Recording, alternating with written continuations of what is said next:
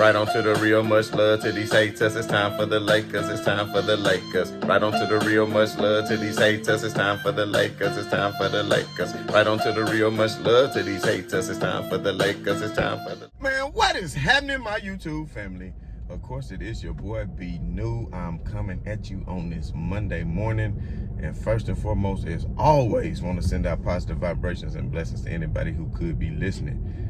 Now, with all that being said, y'all know it's always right on to the real and much love to these haters. And we always gonna talk about these Lakers. But before I get into these Lakers, I just gotta say something about my damn Tennessee Titans. Now, if you don't want to hear what I'm about to say about the Titans, skip forward about 2 minutes. I think I'm gonna get us at least 2 minutes because I'm about to go ham for a second on this damn Titans game. Because let me tell y'all something, I'm through watching the NFL. That's why I concentrate mainly on the NBA. You know, I'm just tired of the NFL. I don't want to say it's rigged as they be trying to shadow ban your boy, but I'm gonna tell you something right now. First of all, let me just ask y'all something.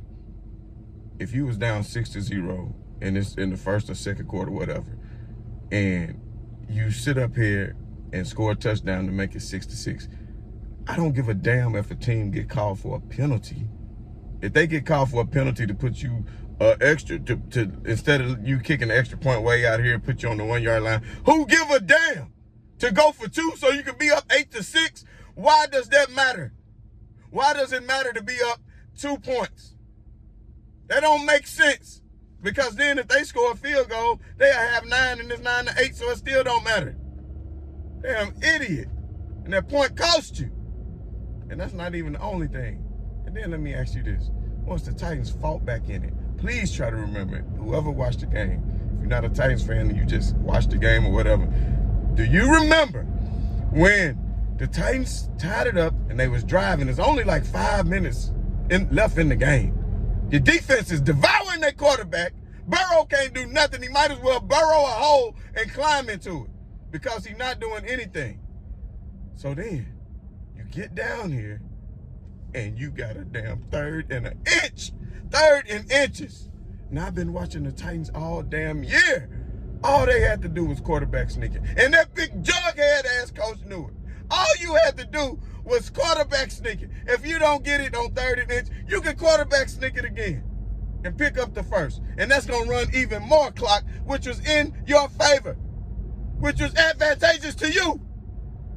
But somehow, this big jughead-ass coach sit up here, and what'd he do? What did he do? Line up in a shotgun. You need an inch. You line up in a shotgun, and then you run it with the quarterback. Now, Titans been running naked bootlegs all year.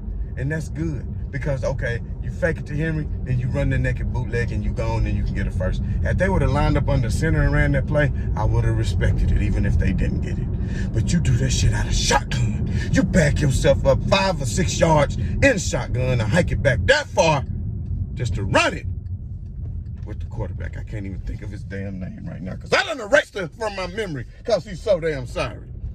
I done bit my damn tongue. Now my damn tongue bleeding, y'all. Let me calm down real quick. I'm just saying it didn't make sense. And then come down here, throwing interceptions on the first play of the game, throwing interceptions down here inside the red zone. Then at the end of the game, you know it's going to the overtime. You know the Titans defense is gonna stop them, and you got to do what you got to do. You trying to be a hero? Why is you throwing it? All right, I'm through, y'all. So for everybody else who skipped the Titans part, now we can talk about the Los Angeles Lakers. As we all know, was in South Beach last night, the old stomping ground of LeBron James. And what I expected to see is what I saw in the second half. But hot damn.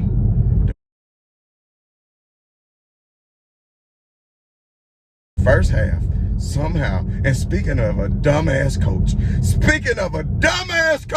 Frank Vogel, if y'all don't fire this summons, get him on the first day smoking out of here. I want him out of here. I'm tired of it. I'm going to sign a petition. Matter of fact, I'm going to a game. I need to look on the schedule and see when I can make it because I'm going to a game and I'm going to sit right behind Frank Vogel and I'm going to light him up. So let me ask y'all something. And anybody say, oh, well, it ain't Frank Vogel's fault. It ain't, man, you got to have a smooth brain right along with him. Let me ask y'all something. Sorry, y'all. Let me ask y'all something. If you start off the game, you keep starting off the game with this damn Trevor Ariza and Dwight Howard lineup, which I'm not so much against the Dwight Howard part of it. If you want to start and play big, if that's how you choose to go because, you know, Bam out of Bayou or whatever, even though we'll get to that part later where they played small and came back and you didn't necessarily need Dwight Howard. I don't think Dwight Howard is that much of a detriment when you playing against a team like a Miami, even though you did dwindle his minutes and try to improve up off that. But why in the hell, if you started with that lineup of Russell Westbrook, LeBron James, Avery Bradley, Dwight Howard, and Trevor Ariza in the 4th spot, and you start getting your motherfucking ass demolished, and by the end of the first quarter, it's 39-25, and you already in a 14-point hole. You understand me? But then in the second quarter, when you start using your bench, it's only, you actually, it's 30-27 quarter, right? So you lose that quarter, but you only lose that quarter by 3 points. So then you can see, well, okay, maybe, just maybe, that this team, this coach is gonna see that the Trevor Ariza, Dwight Howard lineup didn't work out. So as I'm sitting up here watching the game, it go to halftime, I go to make me a drink, because I know I'm gonna need it. And I come back, and I'm thinking in my head, I said, if this rat cheese eating, business suit wearing, insecure barn, damn Frank Vogel come out here with the same lineup again that he started the game with, that was getting their ass demolished, then he got to be the most dumb summit in the history of dumbness. He got to be. Because think about it. If that same lineup was getting you smoked, then why in the hell would you come back with the same lineup starting in the second half when you just made a run? The lead was around 26. Then you managed to cut into the lead, but then you bring back out the same damn lineup that was you was getting smoked with in the first half. So when you bring back out that same lineup that you went down by 14 with really in the first quarter, then what the hell happens again? Now you down by hot damn 28 or 29. Damn near 30.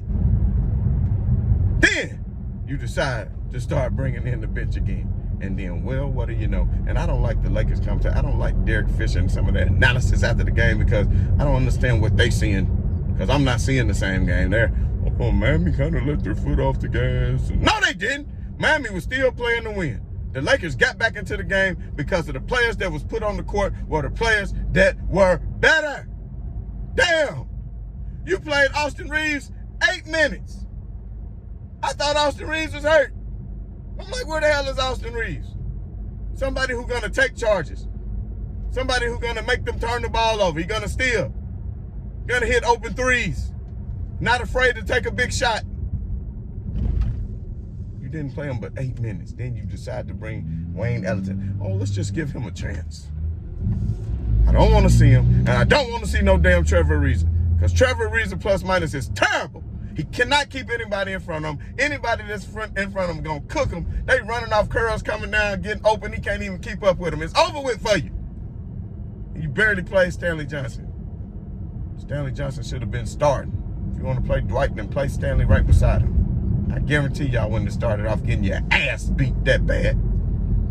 Because Stanley Johnson would have played some defense. If I'm not mistaken, THT was the only plus on the floor the whole night. And you barely want to play him minutes. And you give LeBron James 39 minutes. And speaking of LeBron James, who I got nothing but love for, as y'all all know, he, of course, dropped 33, 11, and 4. And my only criticism of LeBron on yesterday, this man shot 12 out of 22, y'all, which is, I think, 54 or 55%. So that's a hell of a percentage, shooting over 50% from the field, and to drop 33 points. But you was 1 out of 8 from three-point land. 1 out of 8. So I understand sometimes you're tired over the course of the game. You are 37 years old, and you are, you might need to cannot get to the hole every single time. But for the most part of the game, LeBron, you get into the hole at will anytime that you want to. At will, anytime. And if you think about it like this, he was 12 out of 22. He was 1 out of 8 from 3. So think about this. If he was 1 out of 8 from 3, you take away them 8 shots from the 22, what do you have? Let's see. 8 minus, that's 20, then minus, that's 14 shots. So technically, he would have been 11 out of 14 because you got to take away the 1 3 he made. So he would have been 11 out of 14 and still dropped 30 points. So he would have dropped 11 out of 14 and had 30 points. But instead, you end up 12 out of 22 because you went 1 from 8 from 3. Now, had LeBron James, instead of taking 8 threes, let's just say he would have took 4 and maybe made 1 out of 4. Then them other 4 shots, let's just say he would have put his head down and got to the basket. Those other 4 shots could have accumulated to be 8 points. They lost by 7. You see what I'm saying? I want LeBron to be more aggressive, and I understand he's being pretty damn aggressive. I'm not criticizing, don't get me wrong. I'm just saying if the 3 not dropping for you, I don't want to see you go 1 from 8 from 3. Because obviously you see, and he said in the postgame that every one of his threes that released from his hand felt good. So hell, I'm not out there playing, and I can never be on a level even close to a LeBron James ever. Not many people could. But at the end of the day, I still would have liked for him to maybe take a few less 3-pointers, which he did in the waning moments of the game. He didn't continue to shoot it, so I will credit him that. He saw that the shot wasn't going, and he really was trying to get others involved. But Carmelo even shot an airball 3 that was like 2 feet short. So I don't know if he went out to the strip club in Miami last night or whatever the hell he did. It ain't no telling with Melo, y'all. We all know. I'm gonna stop, man. Let me stop. But you know what I'm saying, man? Like, I feel like the Lakers could have won that game if they were properly coached. I mean, you could say, oh, it's a moral victory because they came back.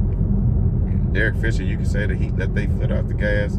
I don't think that's the case. The Heat started getting nervous because the Lakers were playing tremendous. And one thing I do want to point out about LeBron James, even when they was getting their ass with the energy and effort that he was playing with on both sides of the ball, trying to be active, switching over on the defensive end, and also just running the court. It was one sequence in which LeBron James got into a fast break, went down there and dunked fast as hell, got back down on defense, got the steal, ran back down the court, got a funky layup, like switch hands and one on him. So 5 points in the course of like 20 seconds and a steal, and that was the type of energy and effort he was getting, but it wasn't contagious for some reason. Oh, I wonder why. Because you got these other old ass people out here like Trevor Ariza who can't keep up.